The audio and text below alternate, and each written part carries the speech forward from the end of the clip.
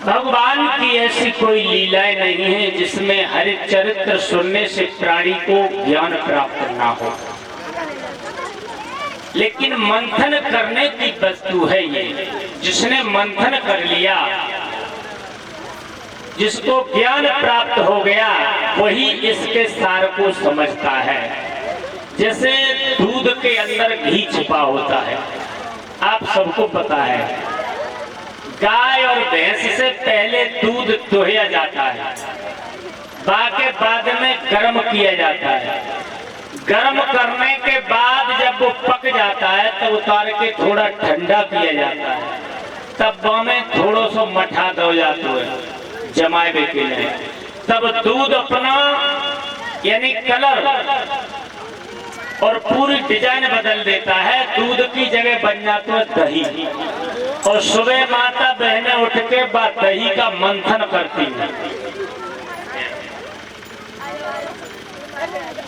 मंथन करती है मंथन, और इसी बीच 51 रुपए का पुरस्कार ये हमारे बड़े भैया विशेष और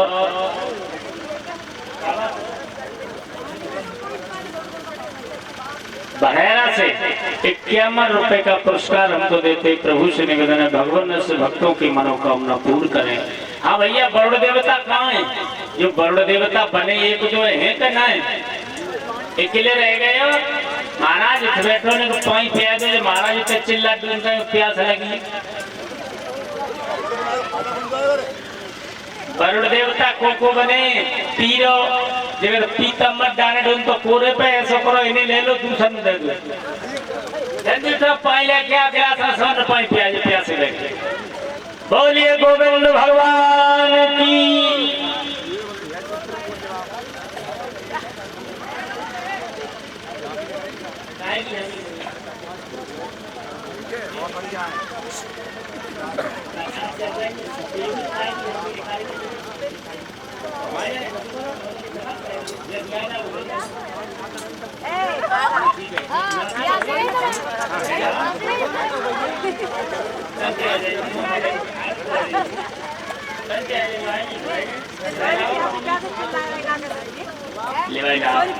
बोलिए गोविंद भगवान की। सुखदेव स्वामी समझाने लगे राजन, जैसे दूध का दही बन जाता है, दही का फिर मंथन किया जाता है, और मंथन करने के बाद बामे से निकलते लोनी, जय बोलते नवनी, बहुत मुलायम होते हैं। लोनी को फिर गर्म हो जाते है, तब लोनी अपना रूप बदल लेती है, तब का बन जाता है घी। ऐसे ही ज्ञान होता है, जब तक किसी वस्तु का अध्ययन नहीं करोगे तब तक कुछ नहीं मिलेगा। एक बार में एक किसी कहानी को सुन लो या पढ़ लो तो आनंद तो आवे, उतना ना आवे। दूसरी बार पढ़ो तो और ज्यादा रोचकता आवे। तीसरी बार पढ़ो तो बामे के कष्टों में पल्ले पर वो शुरू है जाओ।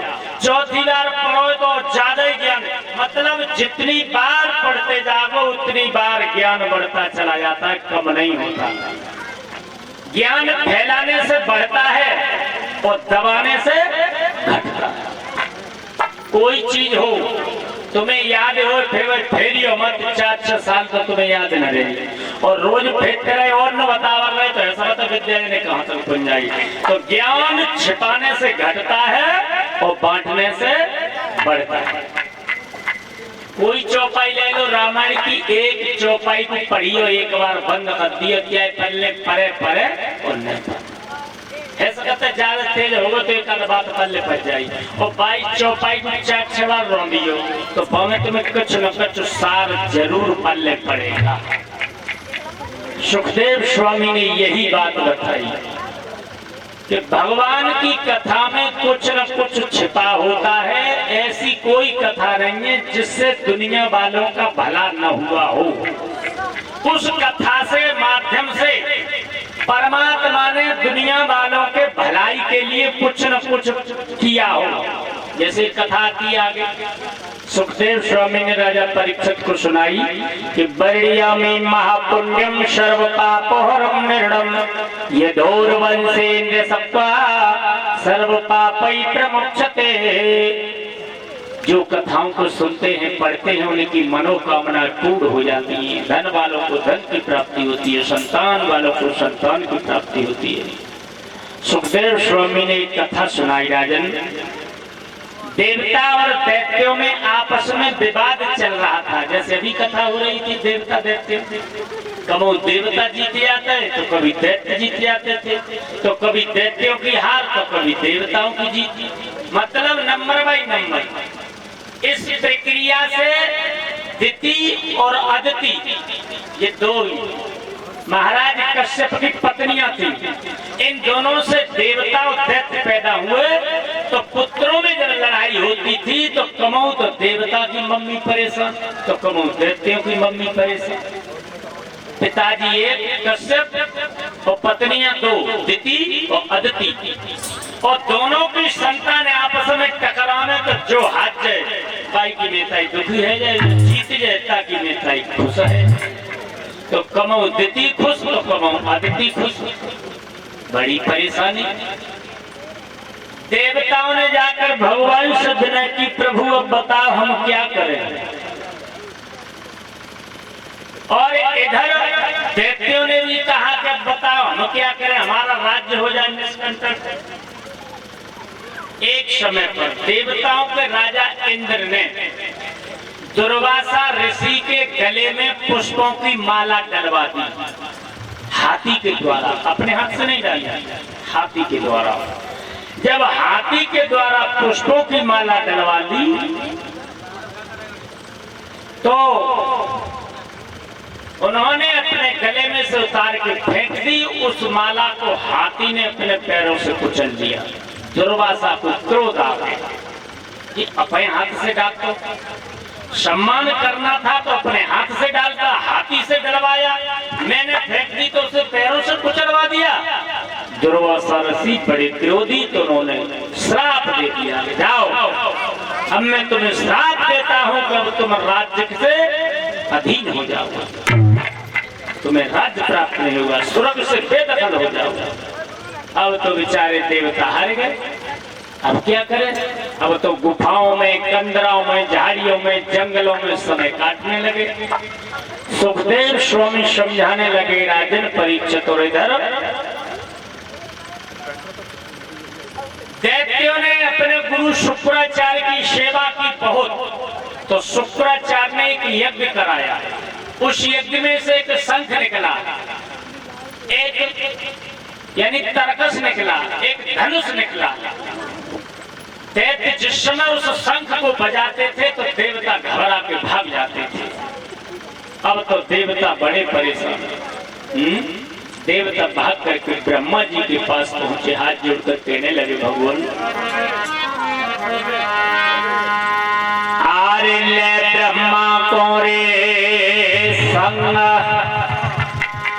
और देवता विष्णु के ढेंग आए।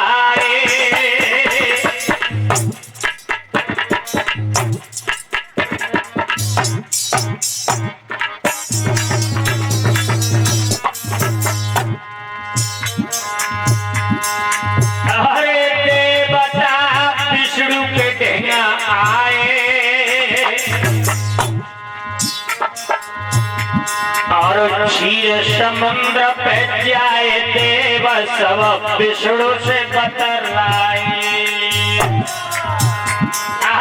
क्षीर समुद्र जाए देवता विष्णु से बतलाए।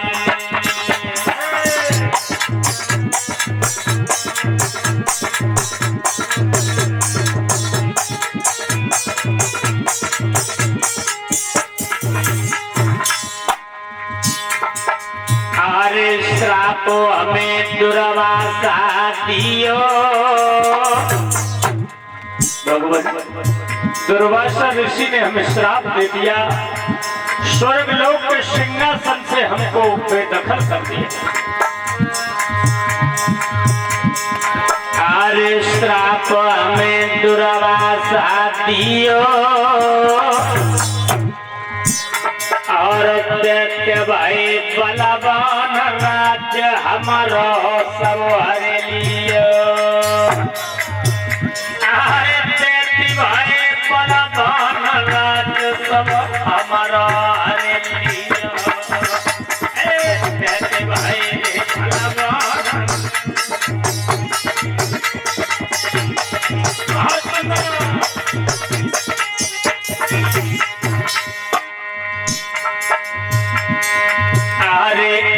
स्तुति देवनों ने कीनी। क्षीर सागर में विष्णु भगवान के पास जाकर स्तुति करने लगे देवता। भगवान अब क्या हो, अरे स्तुति देवनों ने कीनी और दैत्य भाई बलवान कईन ने मन जीती कीनी। अरे दैत्य भाई बलवान कईन ने मन जीती कीनी। दैत्य भाई बलवान कईन